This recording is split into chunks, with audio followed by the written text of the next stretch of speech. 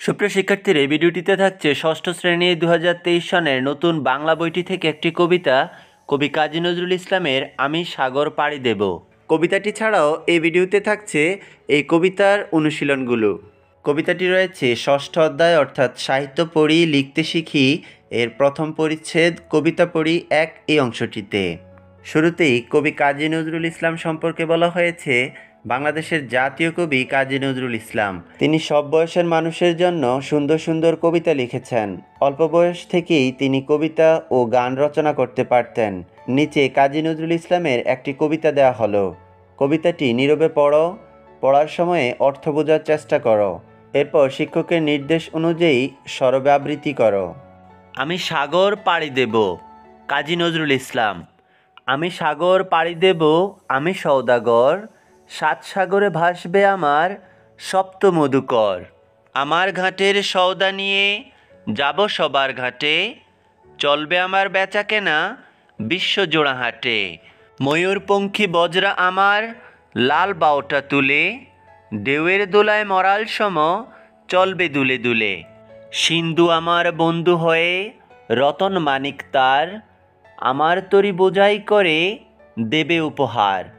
দ্বীপে দ্বীপে আমার আশায় রাখবে পেতে থানা, শুক্তি দেবে মুক্তমালা আমারে নজরানা। চারপাশে মোর গাংচিলেরা করবে এসে ভিড়, হাতছানিতে ডাকবে আমায় নতুন দেশের তীর। আসবে হাঙর কুমির তিমি কে করে তাই ভয়, বলবো ওরে ভয় পায় যে এসে ছেলেই নয়। সপ্তসাগর রাজ্য আমার আমি বণিক বীর, খাজনা যোগায় রাজ্যে আমার হাজার নদীর নীর। ভয় করি না তোদের দুটো দন্ত নখর দেখে, জলদস্যু তোদের তরে পাহারা গেলাম রেখে। সিন্ধু গাজী মাল্লা মাঝি নৌসেনা ওই জেলে, বর্ষা দিয়ে বিঁধবে তারা রাজ্যে আমার এলে। দেশে দেশে দেয়াল গাঁথা রাখবো না কোয়ার, বন্যা এনে ভাঙব বিভেদ করব একাকার। আমার দেশের থাকলে সুদা তাদের দেশে নেব, তাদের দেশের সুদা এনে আমার দেশে দেব। বলবো মাকে ভয় কি গো মা বাণিজ্যেতে যাই, সেই মণিমা দেব এনে তোর ঘরে জানাই। দুঃখিনী তুই তাই তো মা এ দুঃখ গুচাবো আজ, জগৎ জুড়ে সুখ কুড়াবো ঢাকবো মা এলাজ। লাল জহরত পান্না চুনি মুক্তামালা আনি, আমি হব রাজার কুমার মা হবে রাজরানী। এবার শব্দার্থগুলো দেখে নাও।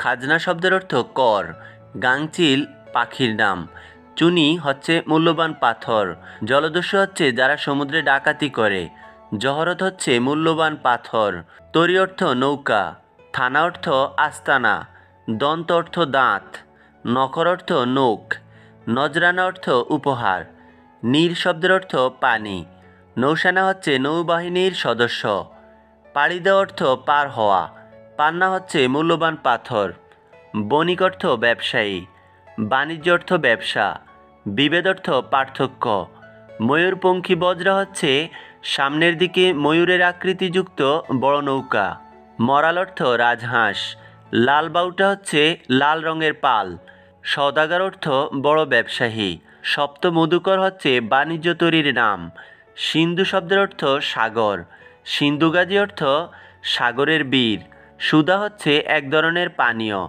শুক্তি অর্থ ঝিনুক, হাতছানি অর্থ হাত দিয়ে ইশারা করা, সওদা অর্থ পণ্য।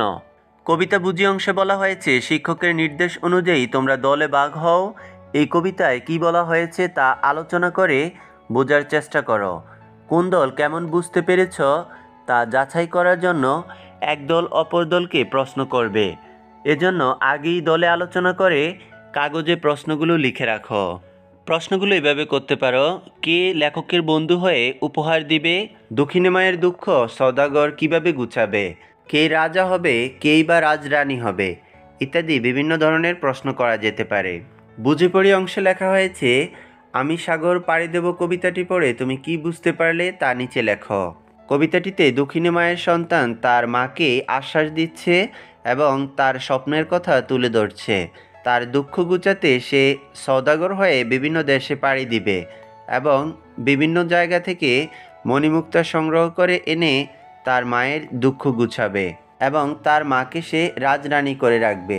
জীবনের সাথে সম্পর্ক খুঁজি অংশে লেখা হয়েছে, আমি সাগর পাড়ি দেব কবিতাটির সাথে তোমার জীবনের বা চারপাশের কোনো মিল খুঁজে পাও কিনা কিংবা কোনো সম্পর্ক খুঁজে পাও কিনা তা নিচে লেখো। মিল শব্দ খুঁজি অংশটি লক্ষ্য করো।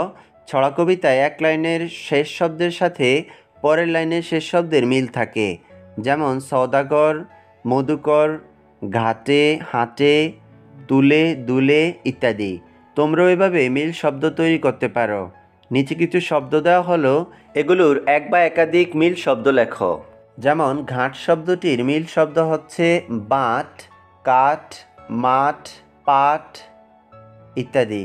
কেনা শব্দটির মিল শব্দ হচ্ছে দেনা, চেনা ইত্যাদি। রতন শব্দটির মিল শব্দ হচ্ছে মতন, যতন ইত্যাদি। দোলা শব্দটির মিল শব্দ হচ্ছে খোলা, বোলা, ঝোলা ইত্যাদি। তার শব্দটির মিল শব্দ হচ্ছে কার, মার, যার ইত্যাদি। আশা শব্দটির মিল শব্দ হচ্ছে ভাষা, ভালোবাসা, নিরাশা ইত্যাদি। দেশ শব্দটির মিল শব্দ হচ্ছে বেশ, লেশ, কেশ ইত্যাদি। ভয় শব্দটির মিল শব্দ হচ্ছে জয়, নয়, রয় ইত্যাদি। হাজার শব্দটির মিল শব্দ হচ্ছে বাজার, মাজার ইত্যাদি। তোর শব্দটির মিল শব্দ হচ্ছে জোর, মোর, দোর ইত্যাদি।